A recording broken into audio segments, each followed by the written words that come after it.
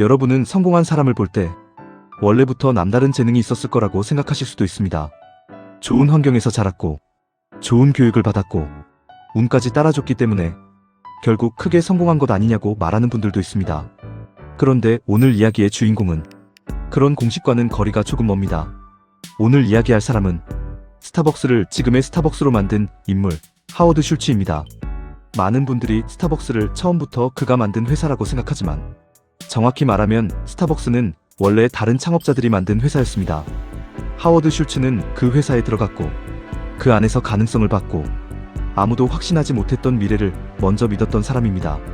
그리고 저는 이 이야기가 단순히 커피 이야기라고 생각하지 않습니다. 이 이야기는 가난하게 시작한 한 사람이 자신이 결핍 속에서 느꼈던 감정들을 어떻게 하나의 거대한 비즈니스 철학으로 바꿨는지에 대한 이야기입니다.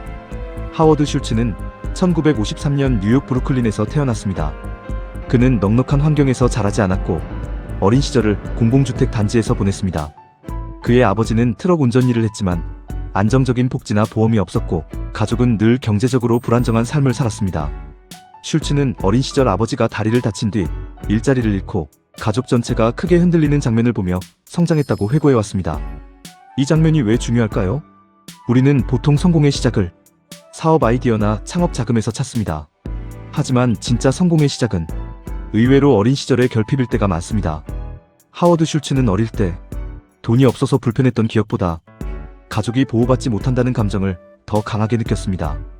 누군가 열심히 일해도 존중받지 못할 수 있다는 것, 성실하게 살아도 삶이 한순간에 흔들릴 수 있다는 것, 그 현실을 아주 일찍 본 사람이었습니다. 그리고 저는 많은 성공한 사람들의 공통점이 여기 있다고 생각합니다.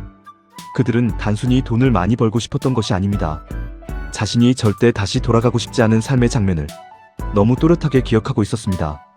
어떤 사람은 가난을 잊고 싶어서 성공하고 어떤 사람은 무시당하던 기억을 끝내고 싶어서 성공합니다. 하워드 슐츠에게 성공은 사치가 아니었습니다. 삶을 바꾸기 위한 탈출구에 가까웠습니다. 그는 대학을 졸업한 뒤 여러 회사를 거쳤고 이후 스타벅스와 연결됩니다. 당시 스타벅스는 지금 우리가 아는 거대한 커피 체인이 아니라 시애틀의 몇 개 안 되는 매장에서 원두를 팔던 작은 회사였습니다. 그런데 그는 그 작은 회사에서 묘한 매력을 느꼈습니다. 커피를 파는 방식보다 커피를 대하는 태도에서 가능성을 본 것입니다. 여기서 중요한 건 성공하는 사람은 늘 남들이 안 본 것을 본다는 점입니다. 당시 많은 사람에게 스타벅스는 그저 원두를 파는 작은 가게였을 수 있습니다. 하지만 하워드 슐츠는 달랐습니다. 그는 제품이 아니라 경험을 봤습니다. 원두가 아니라 문화의 가능성을 본 겁니다. 그리고 그의 인생을 바꾼 결정적인 사건이 찾아옵니다. 1983년 그는 이탈리아 밀라노로 출장을 가게 됩니다. 그곳에서 그는 수많은 에스프레소 바와 커피하우스를 보게 됩니다. 밀라노의 카페는 단순히 커피를 마시는 곳이 아니었습니다. 사람이 만나고 이야기하고 잠시 멈추고 하루를 살아가는 공간이었습니다. 하워드 슐츠는 바로 그 장면에 충격을 받습니다. 이건 단순한 음료 판매가 아니라 일상의 문화가 될 수 있겠다고 본 겁니다. 바로 여기서 대부분의 사람과 성공하는 사람이 갈립니다. 보통 사람도 좋은 아이디어를 봅니다. 좋은 장면을 보고 감탄도 합니다. 하지만 거기서 끝나는 경우가 많습니다. 반면 성공하는 사람은 감탄한 뒤에 질문을 던집니다. 이걸 내 사업에 적용할 수 없을까? 이걸 다른 시장으로 옮기면 어떤 일이 벌어질까? 사람들이 아직 경험하지 못한 것을 내가 먼저 만들어줄 수는 없을까? 하워드 슐츠는 밀라노에서 돌아와 스타벅스를 에스프레소 중심의 커피하우스로 키우자는 아이디어를 제안했습니다. 하지만 당시 기존 경영진은 그 방향에 동의하지 않았습니다. 그들에게 스타벅스는 원두와 커피의 품질에 집중하는 회사였고 카페 문화 확장은 너무 낯선 도전이었습니다. 여기서 많은 사람이 멈춥니다. 아이디어가 거절당하면 타이밍이 아니라고 생각하고 포기합니다. 좋은 생각이 있어도 주변이 반대하면 접어버립니다. 그런데 하워드 슐츠는 달랐습니다. 그는 거절을 아이디어가 틀렸다는 뜻으로 받아들이지 않았습니다. 단지 이 길을 내가 직접 가야 한다는 신호로 받아들였습니다. 그래서 그는 결국 스타벅스를 나와 자신의 커피하우스 사업을 시작합니다. 그 이름이 바로 일 지오날레였습니다. 그는 투자금을 모아 새로운 모델을 실험했고 이후 1987년 투자자들과 함께 스타벅스를 인수하게 됩니다. 그리고 자신이 만들고 싶었던 커피하우스 철학을 스타벅스라는 이름 위에 본격적으로 입히기 시작합니다. 이 지점이 정말 중요합니다. 우리는 성공을 말할 때 기발한 아이디어를 자주 강조합니다. 하지만 진짜 차이를 만드는 건 아이디어보다 확신입니다. 하워드 슐츠의 위대함은 밀라노를 본 데 있지 않습니다. 그 가능성을 믿고 직접 자기 인생을 걸었다는 데 있습니다. 자, 이제부터 더 흥미로운 질문이 남습니다. 왜 스타벅스는 그렇게까지 커질 수 있었을까요? 커피가 특별해서였을까요? 물론 품질도 중요했겠죠. 하지만 그것만으로는 설명이 부족합니다. 하워드 슐츠는 커피를 판 것이 아니라 공간의 의미를 팔았습니다. 그는 스타벅스를 집도 아니고 직장도 아닌 제3의 공간, 이른바 서드 플레이스로 만들고자 했습니다. 사람들이 잠깐 머물며 위로받고 정리하고 자신만의 시간을 가질 수 있는 장소 말입니다. 이 생각은 스타벅스의 브랜드 정체성에 깊게 반영됐습니다. 여기서 우리가 배울 수 있는 건 분명합니다. 사람은 물건만 사지 않습니다. 감정도 삽니다. 분위기도 사고 해석도 삽니다.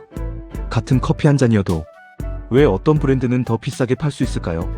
그건 제품의 원가 때문이 아니라 그 제품이 사람의 일상 속에서 어떤 의미를 가지게 하느냐의 차이입니다.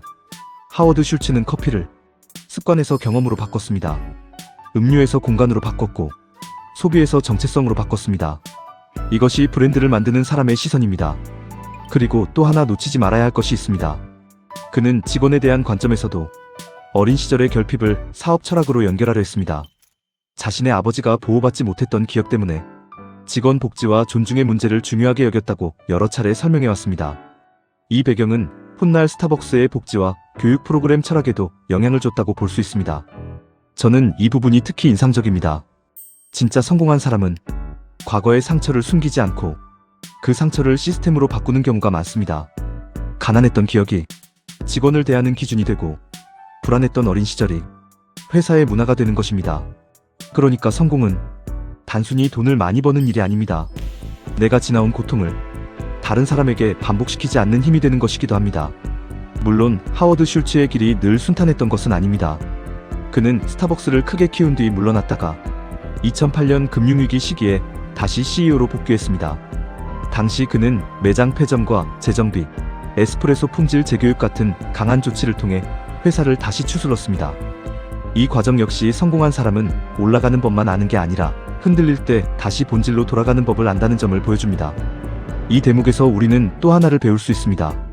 성공은 한번 올라가서 끝나는 게임이 아닙니다. 성공은 계속해서 본질을 재점검하는 과정입니다. 처음 잘된 방식이 영원히 잘 된다는 보장은 없습니다. 브랜드가 커질수록 오히려 처음 철학을 잃기 쉬워집니다.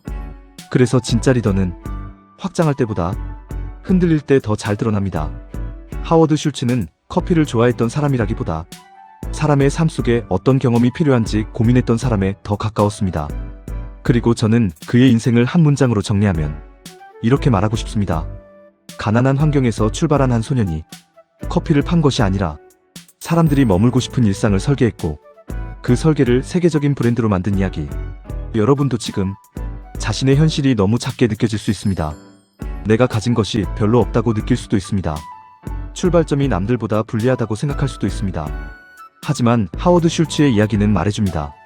출발점은 선택할 수 없어도 해석은 선택할 수 있다고. 결핍은 약점이 될 수도 있지만 강력한 추진력이 될 수도 있다고. 누군가는 가난 때문에 주저앉고 누군가는 가난 때문에 끝까지 올라갑니다. 중요한 건 환경이 아니라 그 환경을 어떤 질문으로 바꾸느냐입니다. 나는 왜 여기서 멈춰야 하지?